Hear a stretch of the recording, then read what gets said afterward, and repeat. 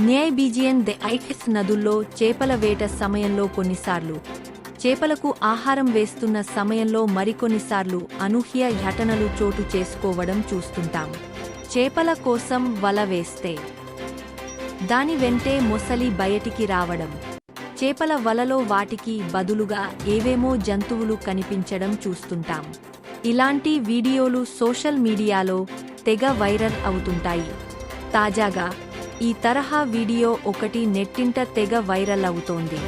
ఓ యువతి చేపలు, తాబేళ్లకు ఆహారం వేస్తుండగా మధ్యలో ఉన్నట్టుండి షాకింగ్ ఘటన చోటు చేసుకుంది. నది ఒడ్డున మెట్లపై కూర్చుని ఓ యువతి చేపలు, తాబేళ్లకు ఆహారం వేస్తోంది. కొన్ని చేపలు, తాబేళ్లు అక్కడ గుమికుడి ఆహారం తిన్నాయి. అయితే అదే సమయంలో ఉన్నట్టుండి షాకింగ్ ఘటన చోటు చేసుకుంది. ఓ కొమోడో డ్రాగన్ సడన్గా అక్కడ ఎంట్రీ ఇచ్చింది.